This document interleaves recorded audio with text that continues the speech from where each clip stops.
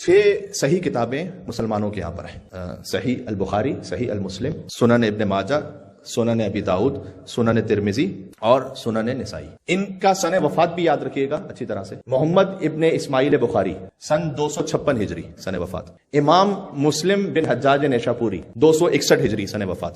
امام ابن ماجہ محمد ابن یزید ابن ماجہ سن وفات 273 ہجری۔ ابو داؤد سلیمان سجستانی سن وفات 275 ہجری۔ امام ترمذی سن وفات 269 ہجری 279 ہجری، اور امام احمد نسائی سن وفات 303 ہجری۔ تمام میں صحاح ستہ کے مؤلفین کا سن وفات 256 ہجری سے 303 ہجری تک ہے، یعنی 50 سال سے بھی کم کا فرق ہے۔ یہ بات ذہن میں رہی۔ ان کتابوں کا عالم یہ ہے کہ کوئی حدیث کسی کتاب میں ملتی ہے تو کسی کتاب میں نہیں ملتی، جو 50 سال سے کم ہے۔ بعض حدیثیں فقط نسائی میں جو مسلم اور بخاری میں نہیں ہے، بعض حدیثیں فقط مسلم میں جو باقی 5 کتابوں میں نہیں۔ تو کثرت سے ایسی احادیث ہیں کہ جو فقط ایک کتاب میں، باقی کتاب میں نہیں ہے۔ ایک حدیث ایسی ہے جو 6 کی 6 کتابوں میں، اور وہ حدیث جو 6 کی 6 کتابوں میں وہ یہ ہے کہ فاطمہ تو بضعۃ منی۔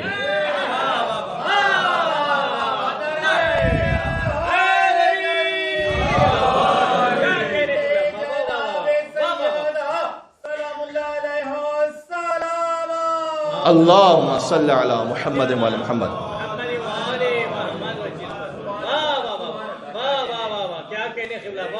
ایک حدیث جو 6 کی 6 کتابوں میں کہ مرکز عصمت نے بیان فرمایا اپنی دختر کے لیے کہ فاطمہ تو بضعۃ منی، فاطمہ میرا ٹکڑا ہے، ومن آذاها فقط آذانی۔